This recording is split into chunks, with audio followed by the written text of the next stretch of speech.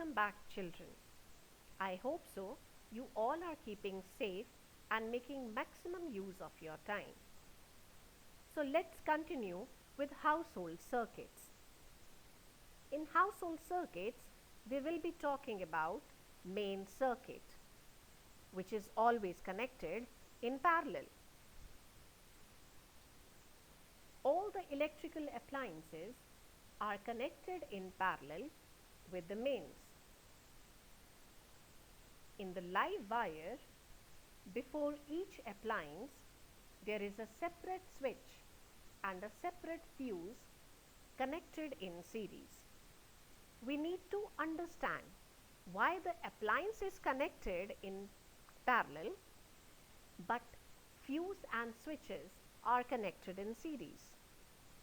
All the appliances are connected in parallel so that they have the same potential difference. Whereas switches and fuse, they are connected in series so that if there is some fault and one is going to blow, it may stop the flow of current in rest of the system so that the appliance can be saved. Now let's talk about advantages of connecting the appliances in parallel and disadvantages of connecting the appliances in series. Each appliance gets connected to 220 volt supply for its normal working. Hence, all the appliances are working on the same voltage. Each appliance operates independently without being affected whether the other appliances are operated or not. With the result, fault in the one will not hold the working of the other appliances. Now let's talk about disadvantages in series. The voltage of the source gets divided in all the appliances connected in series in ratio of their resistances. So, each appliance does not operate at its rated voltage. All appliances connected in series operate simultaneously. None of the appliance can be operated independently. If one appliance is switched off, no other appliance connected with it in series will then operate. On connecting one more appliance in the same circuit, the resistance of the circuit will increase. Hence, it will reduce the current in the circuit. So, each appliance will get less power. Now, let's talk about local earthing. First of all, we need to understand what is earthing. The process of transferring the immediate discharge of electrical energy directly to the earth by the help of low resistance wire is known as electrical earthing.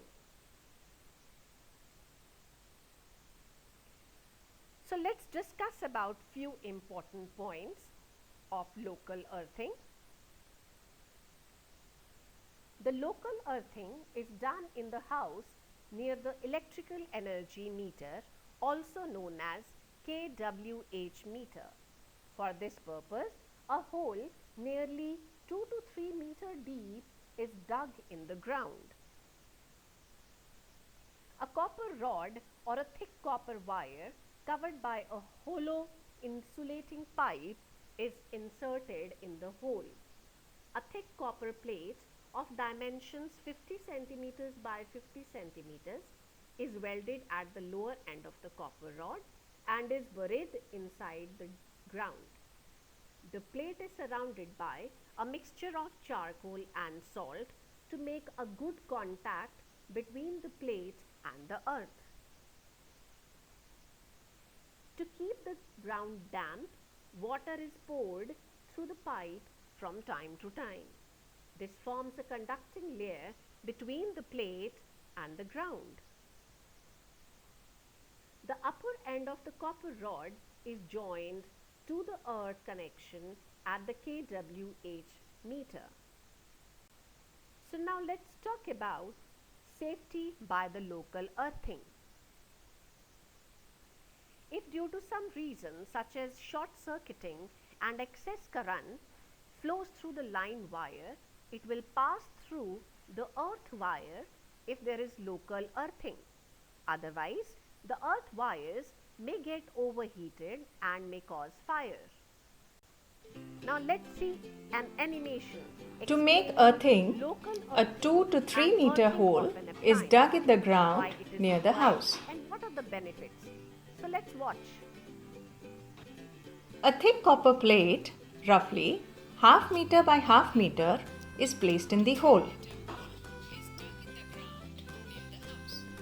This is welded to a thick copper rod.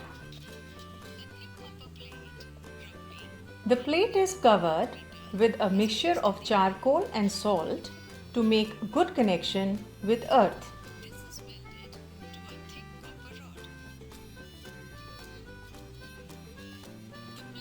The copper rod is protected by a hollow insulating pipe to safeguard life in soil and accidental touching by humans.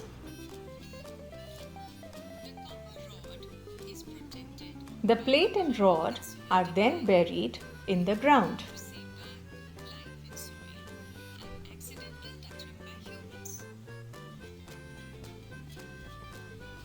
The copper rod is connected to the house and is called the earth. Electrical power from substation is supplied to house through a live wire and a neutral wire.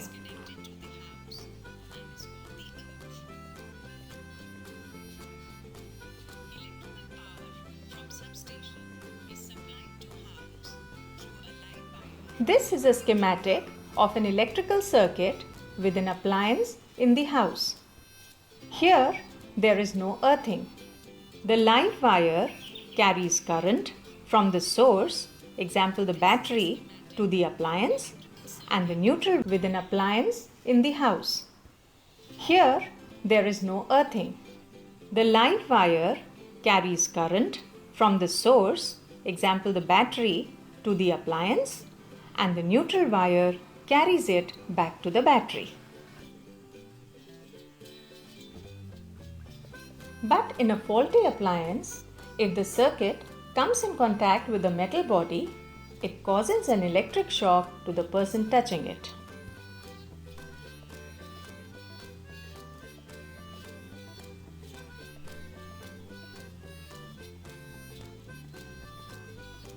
To prevent this, the metal casing is connected to the earth wire.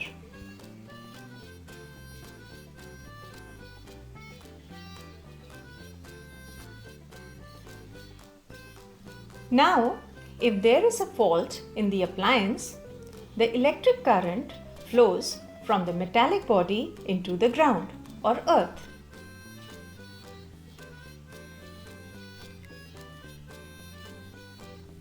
This prevents electric shock. In an electric plug, we have a live, a neutral, and an earth connection. These make connection to the appliance and also to the mains.